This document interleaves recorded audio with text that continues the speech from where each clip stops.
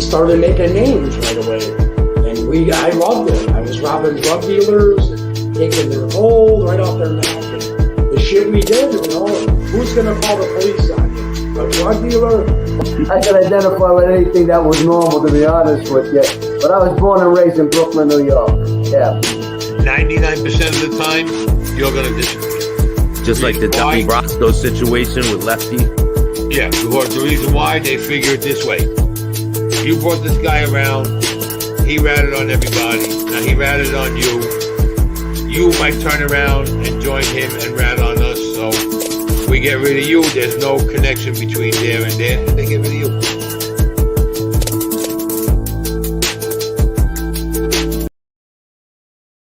Welcome to another episode of Chattin with Staxx. I'm your host, Bill Staxx, and today we're going to talk about the murder of Whitey Bulger and the 4 people who were charged with his murder.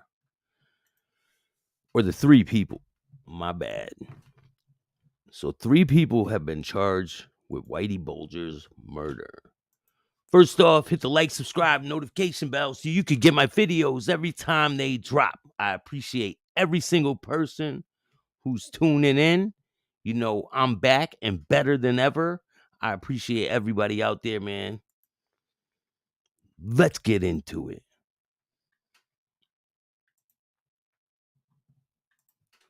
So Whitey Bulger was killed 4 years ago. About 4 years ago. So this is from the Justice Department.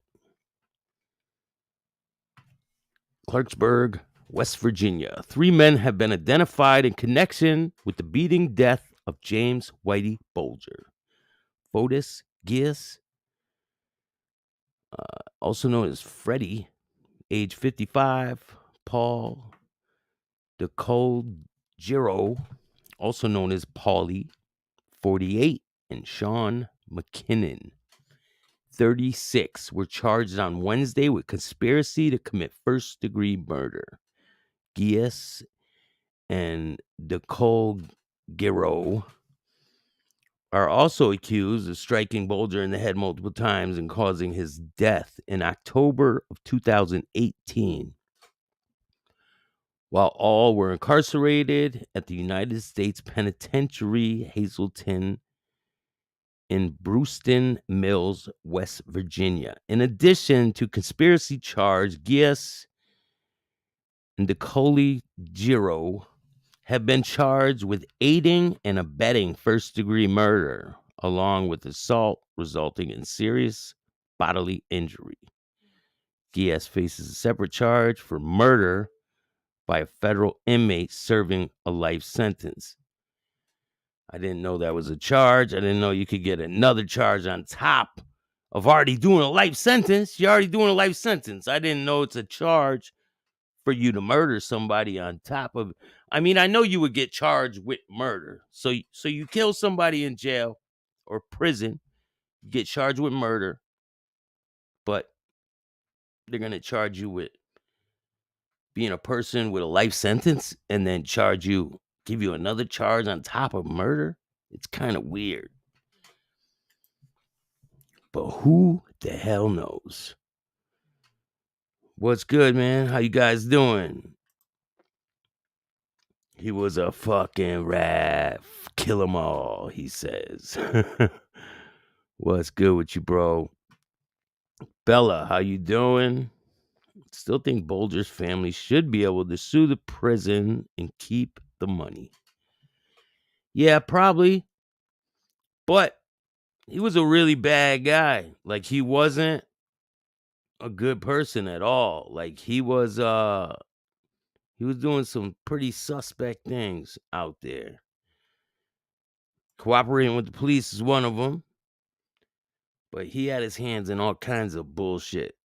Stuff that I really don't want to talk about. So Freddie is the one, second to the left. And then McKinnon is the one all the way to the right.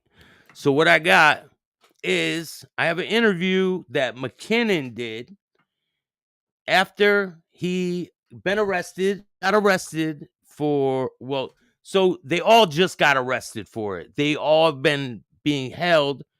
I don't understand that either. 4 years, these dudes were being held without like being charged. So 4 years later, they all get charged. But McKinnon, while he's in solitary confinement, he does an interview. And I'm going to read that to you now. Johnny, what's good with you, bro? Shout out to you. John Smith, what's good? You are correct, John Smith. Joe Della, what's good with you, man? Shout out to everybody who's rocking with me, man. I appreciate all of you. All right, so let's get into it, man. Let's see. Let me find this picture.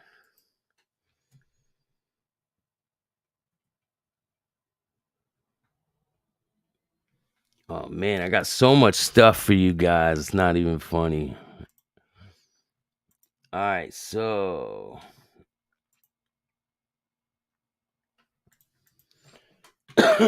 here, I'll just share the page so you guys can see what I'm seeing. It'll make it easier for both of us. It'll make it easier for everybody involved. All right.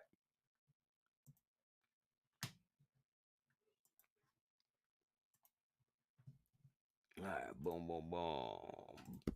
So this is Sean McKinnon. He is one of the people who is accused of killing Whitey Bulger. He said he doesn't understand why he's being kept in the hole. This was 2 years after the crime boss was killed. So this is the dude right here. And hold on, let me get this for you a little better. You guys can see it. All right. Sean McKinnon, one of 3 men indicted on Thursday in Whitey Bulger's death. One of the inmates in solitary confinement following the murder of Whitey Bulger. He said he has nothing to do with the crime and wants out of restricted housing. Speaking out for the first time, Sean McKinnon said that he hasn't gotten a clear answer to why he's still in solitary more than 2 years after the infamous gangster was bludgeoned to death inside the Hazleton Federal Prison in West Virginia. I told the feds if I had something to tell them, I would, McKinnon, 35, said in a phone interview from prison. I know nothing. I'm an innocent man. Bulger was found dead in his cell around 8:30 a.m. on October 30th, 2018. The 89-year-old was beaten with a weapon consisting of a padlock stuffed inside of a sock. You know, they use that a lot in prison. I've seen, one time I saw this guy, he was a cop. He ended up going to prison, and these dudes beat his ass with, they had a lock and they tied a sock around it, and it was like hanging off the sock. And this dude was coming around the corner. They had like this little, it was like a little cement hut inside this prison that I was in. And you used to be able to go inside there and use this, the microwave and stuff like that. They had a microwave inside there. And this dude that used to be a cop, he's coming around the corner. And this dude just comes and bam, smashed him right in the face with the lock, man. It was pretty brutal. So I can imagine what this dude went through. But you know what? Hey, yo, anyone got a problem? Just put them in the bathroom, man. I ain't got time for the bullshit. Anyone want to go in there? There's plenty of space. All right. Bulger was the leader of the first leader of the Boston Irish mob and a secret FBI informant. He was killed less than 12 hours after he arrived at West Virginia prison in a transfer from Florida institution. At least 4 inmates were removed from the general population in the wake of the killing. Nearly 2.5 years later, no charges have been filed. But obviously, the charges were just filed on Wednesday. McKinnon, so listen to this shit. McKinnon, who is serving an 8-year sentence for stealing guns from a Vermont firearms store, had been sharing a cell with notorious hitman Freddie Giaz. Law enforcement officials have described Giaz as the second inmate, a Boston area gangster named Paul DiColgero as a suspect in Bulger's murder. The fourth man, whisked to solitary, Felix Wilson, had spent the previous night in the same cell as Bulger. So that might shed a little light on what happened. This guy Felix was in the cell with Bulger. And let me see if I can find a picture of this guy.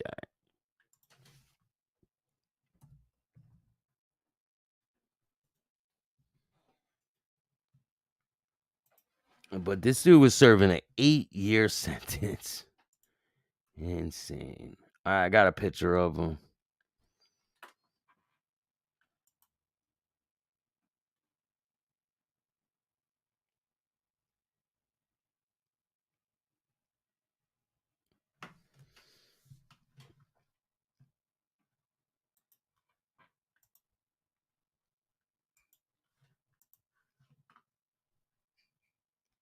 We should be popping bottles right now. Jeez, you guys are supposed to be Italian. You all totally fucked up Italian names. Yo, man, whatever, bro. I don't speak Italian. My grandma did. Hell yeah, I'm gonna butcher Italian names, man. Shit. You know all that old country shit ain't working over here, man.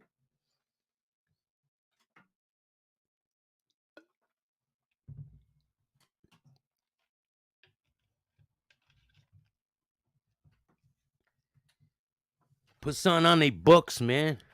Maybe I think I'm gonna too, man. Shout out to Freddie, man. He had spent the previous night in the same cell as Bulger. In an interview, McKinnon said he was shocked and confused when correction officers burst inside his cell and told him and Giaz they were going to solitary. I was sitting around watching the news that morning, McKinnon said. I went to breakfast, came back, and all of a sudden they ran in my room and cuffed us up. McKinnon said he asked the guards, why are we going to the hole? The slang terminology for solitary. But he didn't answer. He didn't get an answer. Ever since then, it's been the same thing, he said. The use of solitary confinement has come under increased scrutiny in the years. A 2017 Justice Department Inspector General report found that federal prisoners, including those living with mental illness, are kept in what the government calls restrictive housing for extended periods of time in violation of federal policy. David Faithy, director of American Civil Liberties Union National Prison Project, said McKinnon's experience underscores what he describes as the out of control use of solitary in U.S. prisons.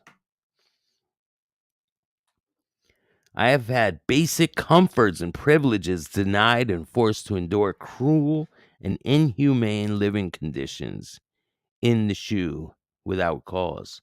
The letter said using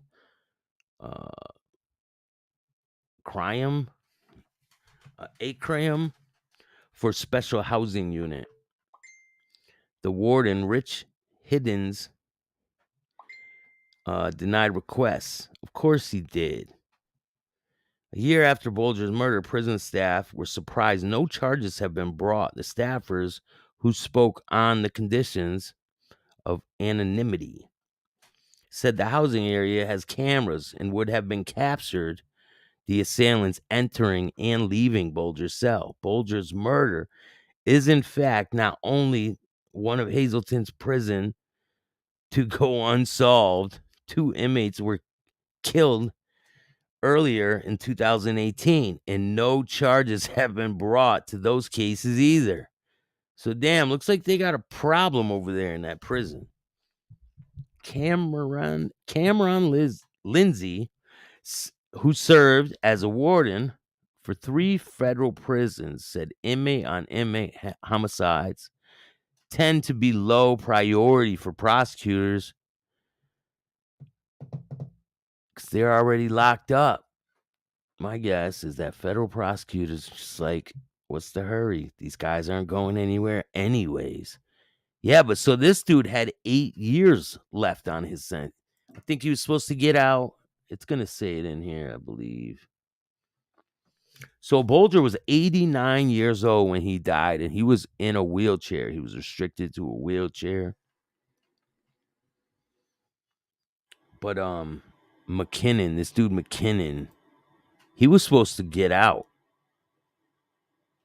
He was supposed to get out in 2028, I believe.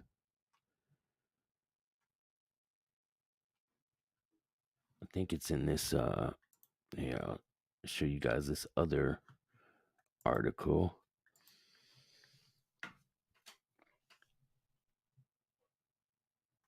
Yeah, he was only serving an 8-year sentence. It's insane.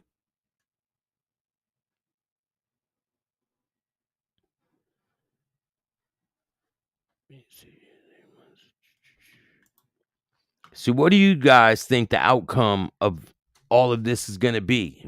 Do you think these guys are going to be convicted of this crime? What's you guys' opinion? Because I want to know.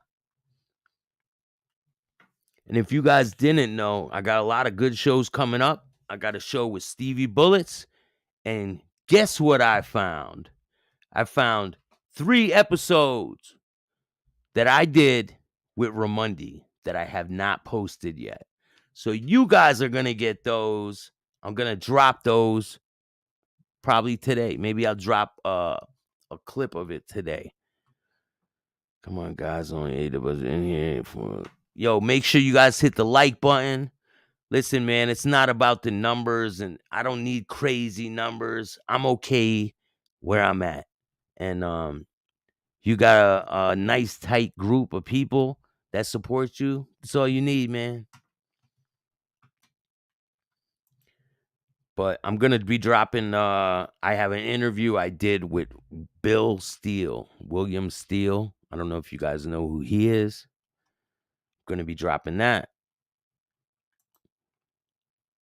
This is William Steele. He has a book. He talks about Ghislaine Maxwell. He had a little run-in with her and a whole bunch of stuff. There's a lot of things on the horizon. So I have another show that I'm going to be doing. I'll show you guys.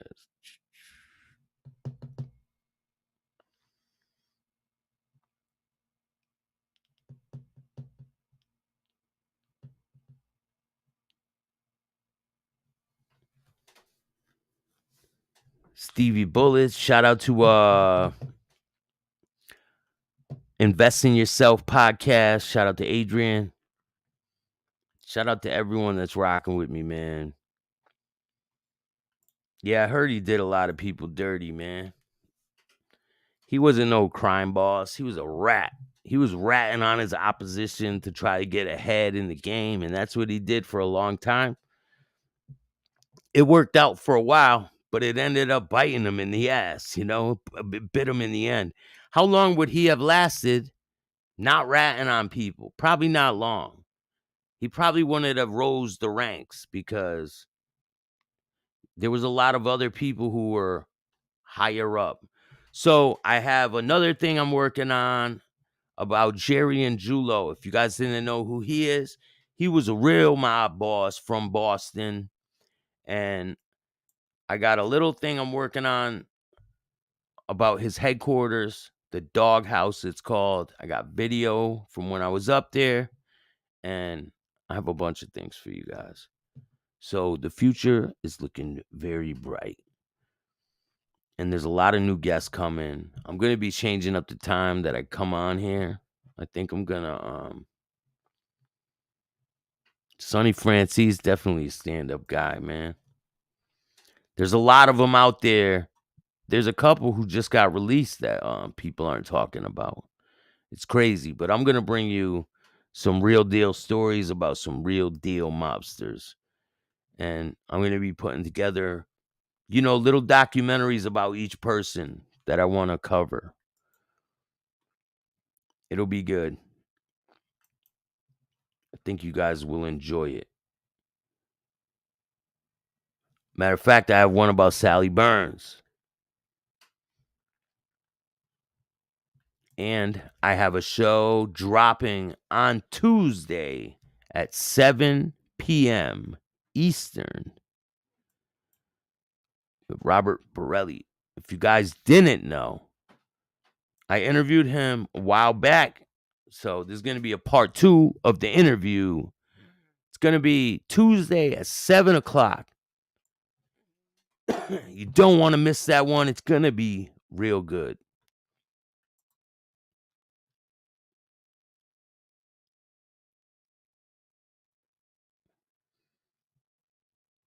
I'm tired of all these rats talking, man. I know, man. There's a lot of them. And people seem to like it. I mean, I don't know. You got me confused, man, about all this. Let's hope now all of the information you gave Staxx is totally incorrect. What information, man? All the information you just gave Staxx is totally incorrect. What information?